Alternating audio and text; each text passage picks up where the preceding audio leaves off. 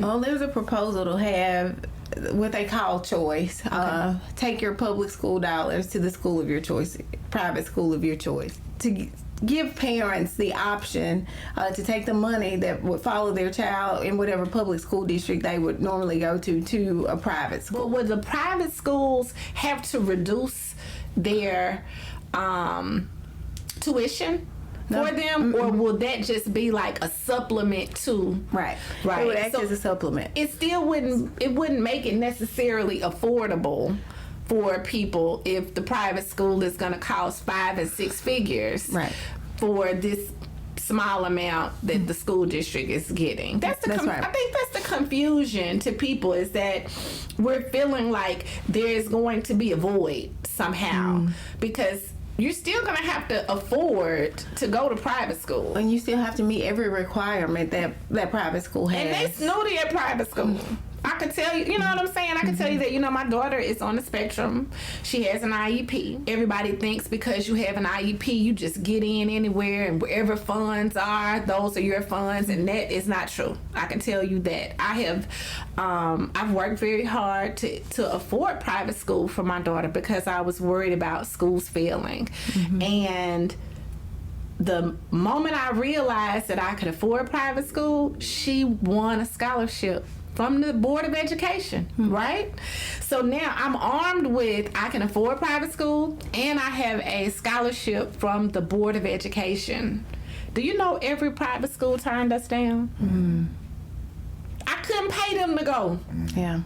They didn't care about the money that was coming from public schools to help cover it. They had 100% funding, and they still said no to us. Yeah. So I think, that's what was confusing to me. I was thinking like they would have to take you. So that's something people need to understand too. Private school is private for a reason.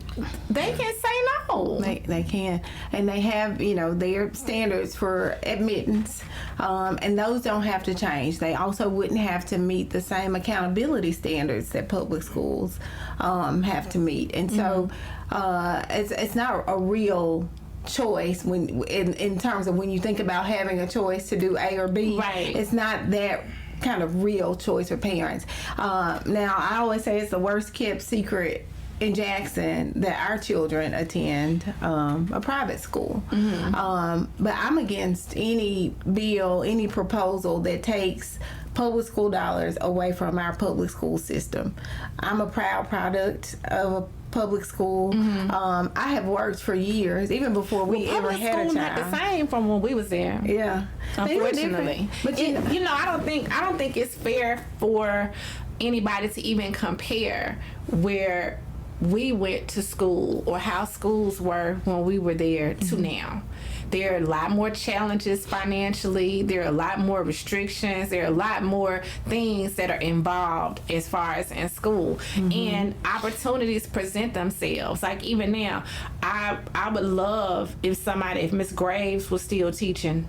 Miss Graves, I remember when I was in school, teachers were more stern. There was corporal punishment. There was a lot more support in the school systems. So I understand when people, because I was one, I understand that there are people who will have a choice. And that's America, that say, I would like my child to go to school here. It's the people who don't have a choice that need you.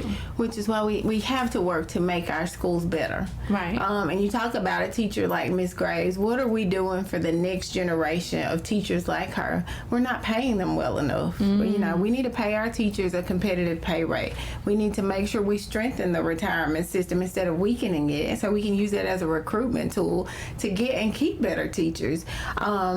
Public schools are so important to our community. And the way that we ensure that every child receives the education that they deserve is by making sure that we invest in that system from the state level to just the community level, which is why we've been so active in the public schools in our community for so long. We understand and we see some of the issues that they may face, and we just want to be there to support them as much as we can as citizens first, but also thinking of ways legislatively that we can make the schools stronger, and taking money away from the public school systems and funneling the money to private schools is not the answer.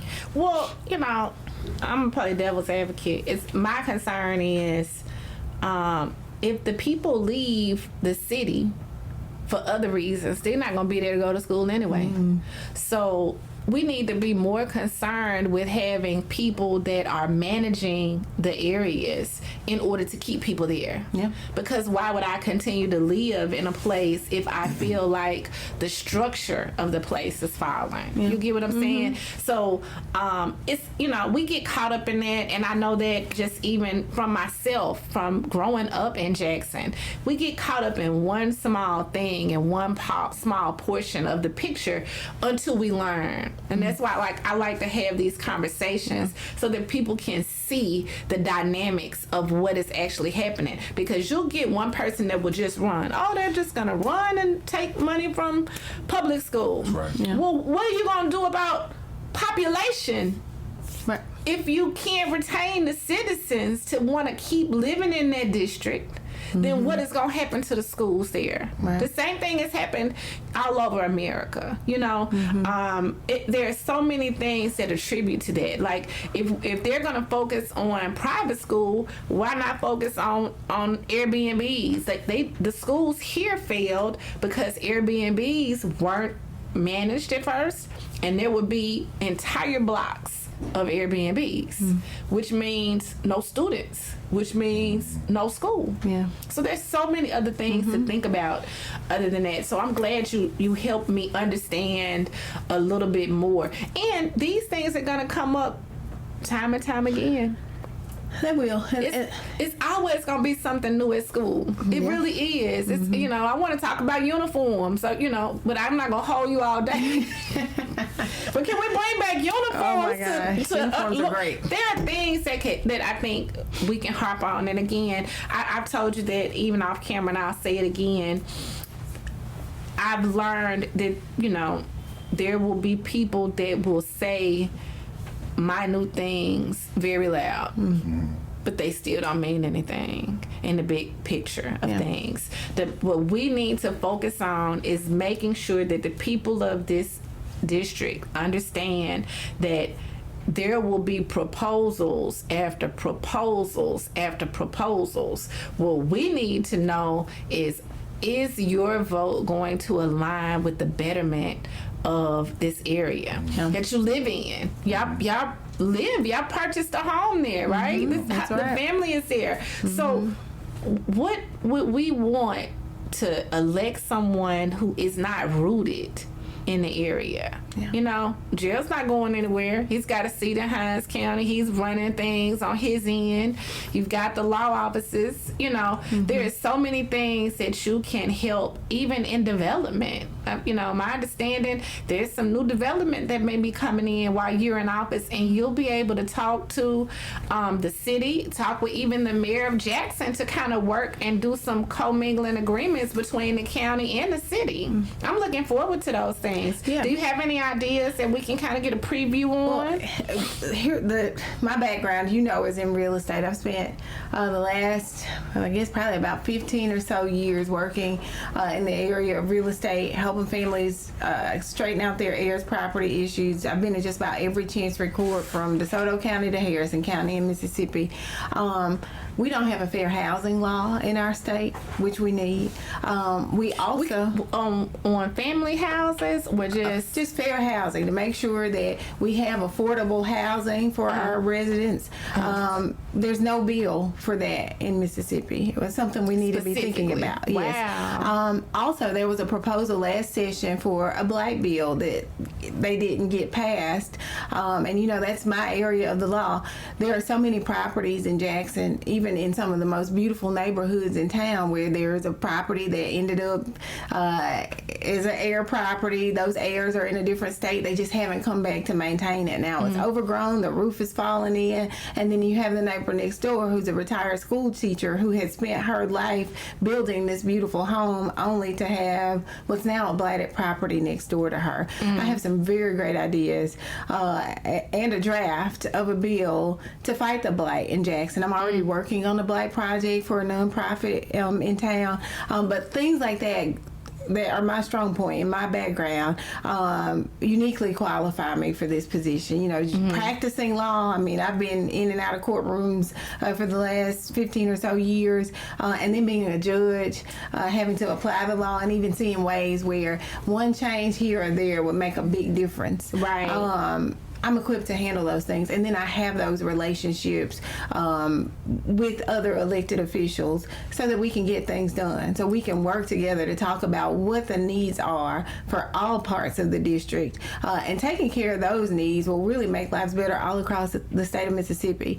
When I started running, I said I'm the quality of life candidate. I'm not getting in the weeds on things that don't really matter. I'm here to improve life quality for those people I say I represent. Better roads and bridges, strong education system, economic development. We don't have enough focus on workforce development to where we are training our people to do the jobs that we need done, especially as it relates to our infrastructure. We kill two birds with one stone if we use our big infrastructure problems to take care of some of our economic development issues with employing our own folks, but we have to train them to do those jobs.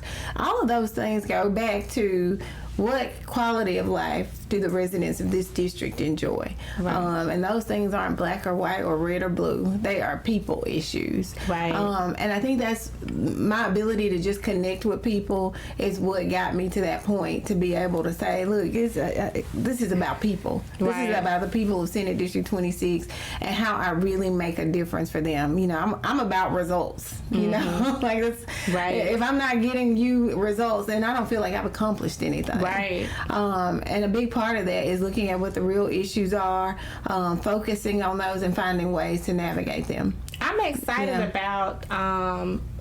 about your interest in the land and the blighted properties as well. I think that it's new and it's innovative and it is slept on. And some people don't even understand air properties. That is the biggest issue about it. A lot of people don't understand how intricate that can be. So, or not just air properties. There is a problem with owners leaving properties here unattended on commercial.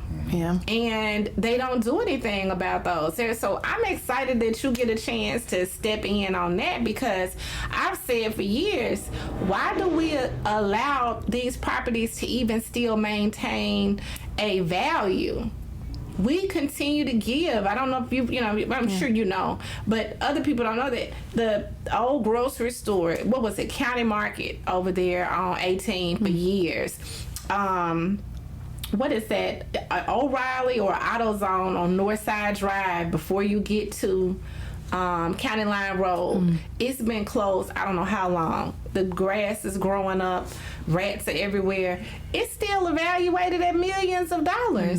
That person doesn't have to come do anything because they can still use that to do business all over, and that's what they're doing in Jackson. So I'm so glad that you're gonna look into that, because I think that's a big problem in our city all around, all over your district actually. We ran into a teacher who is a favorite teacher from Green Elementary. She's retired, beautiful home, and then 2 doors down, the house is half burned, the roof is caved in, and she has to drive by there every day, you know, going back and forth to her house, and that's unfair to her. But there are ways that we can eradicate it.